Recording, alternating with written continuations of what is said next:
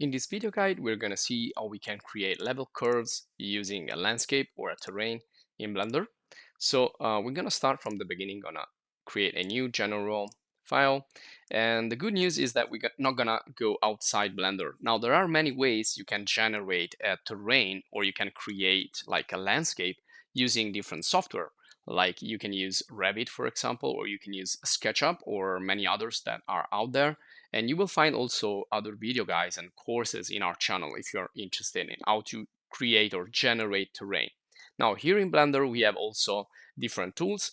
The most accurate, the most, let's say, professional is this GIS. And this is an add-on that you can download, install, and it's going to get the maps directly from Google or other services. So you can use this, but we're going to do something that it's already in Blender. So you can check this out in another video guide, how to create a landscape using the Geographic Information System add-on. So in this video, let's just create a landscape.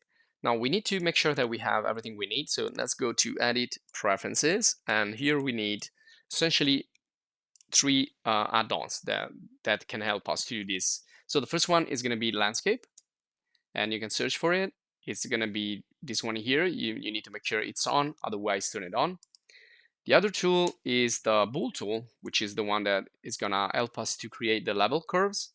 So make sure also this one here is on. And then the last one, when you need to export your 3D level curves into another software, probably a CAD software, you probably want to use AutoCAD DXF import export. Now you can also import the 3D again from AutoCAD and then turn it into 2D, or you can import it in many other ways. So if you go to File, Import, you can see that you can import like OBJ from Maya, or you can import FBX from 3ds Max, or SketchUp, and then you have also STL, GLTF. These are all good for what you need to do. And of course, AutoCAD. So now you can see it's on, the add-on it's on, so you can import or export when you're finished in the XF format. Now let's create a landscape. I'm going to go to the Add and go to Mesh and create the landscape right here. This is the quickest way you can create a landscape in Blender, and it's going to create like a default terrain at the beginning, but you can change it. You can make it anything you want. You have a lot of parameters here, but I'm not gonna go through all these parameters, but you can see this is generative, so you can change it like with parameters. So it's parametric, and you can spend like a lot of time figuring out all of this stuff. There is also another video guide, again, dedicated to this particular tool. Now, what we're going to use is just a preset to make things really fast.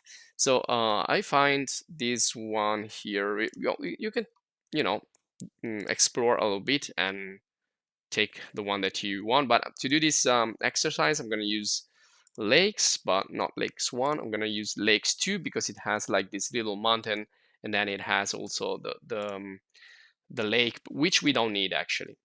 So once we finished generating our landscape, we can use this actually to have a plane. So this is just a standard plane. You can even go here to go to Add, Mesh, Plane. It's going to be the exact same thing. So I'm just going to keep this one here. And this is going to be our slicing plane. So that's the function that we're going to give it. And this is going to be our landscape that we want to cut through to create the level curves in 2D. So let's see the size of this. So if I go here, expand the sidebar or press N of the keyboard, I can see in the item section the dimension. You can see this is really small. So if you want to do something a little bit more precise, you can give this like an actual sizing, a realistic sizing. So let's give it like 1000, so it's 1 kilometer. And the height, well, let's say that it's going to be like 100 meters. So this is the new terrain. You can see it's just a little bit bigger. And if you have problems, maybe we can also make it, you see here, even taller if we want, even higher. But this is going to be fine. And you see that the viewport is not working correctly. This is because we have a larger scene. So we need to go quickly to fix the camera. So let's go in the view. And here, let's go in the end. Let's make this 2000, so it's everything is going to be perfectly inside, or perhaps also like 5000, so we can move around without having anything cut off the view. Okay, so where is our slicing plane? Well, now it's really small, so we need to scale that also, but this can be like not precise. You can just click and drag the scale tool, and if you're having problems with these tools, you should check the Blender video course, so you can learn how to use the basics of Blender, and you can be better at this. Otherwise, just proceed.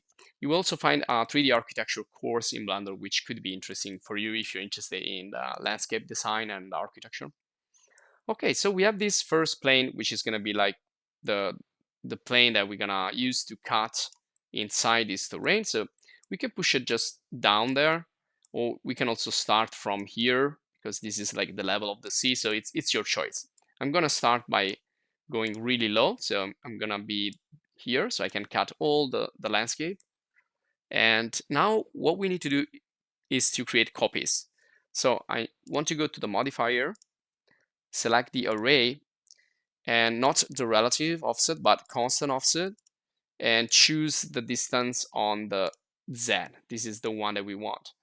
So we need to decide how many level curves we want. Let's say that we want like a level curve each 10 meters, like this. So I create the first copy right here, or it could be like 5 meters, could be whatever you want. So I don't want to create too many curves, so I'm gonna do like well, 5 I think is fine. I'm gonna keep it a 5. Well, this depends also on how big is your model, and this is, I think a good result if I use 5. And then I need to increase the number of these planes. So you can see I'm using the elevation view to see better. So I will increase the number of these until I go up higher than the actual landscape. Okay, now if I move around, it's really difficult to see things because like the landscape is perfectly inside that series of plane. So let's switch to the X-ray, and perhaps we want to change the material into something that could be just a little bit more visible. So let's try here with something else. Well, it doesn't, well, you can see it in there, but just remember that there is a landscape inside. So now we need to work on these planes. Now we cannot keep the array. We need to like bake this up. So we click here and we apply the array. So now this is a single object. These are not like 15, 20 copies, but this is just a single object which has a lot of planes. So we need to have one object and the landscape inside.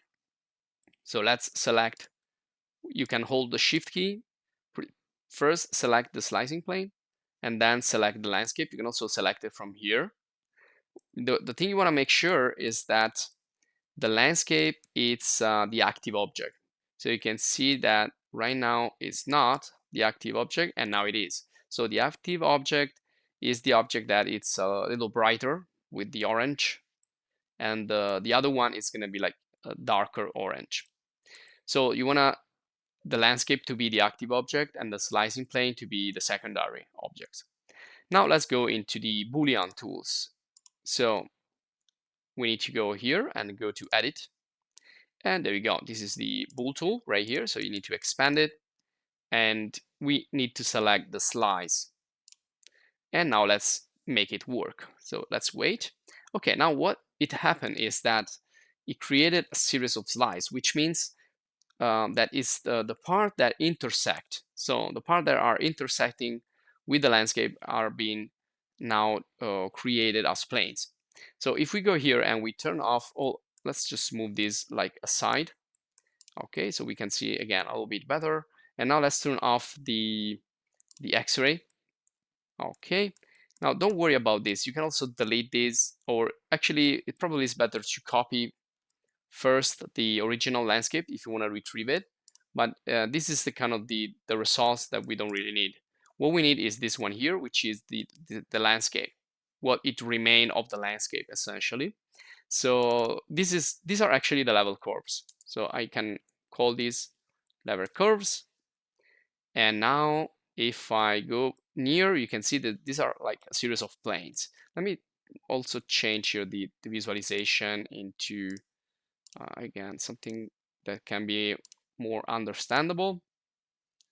And let's also use the light, which is now it's kind of too small because we increase the size of the of all our projects. So I'm going to increase here the radius of this light and also the intensity, and we need to move into the rendered version so we can see what's happening here with the light. And let me just move it around.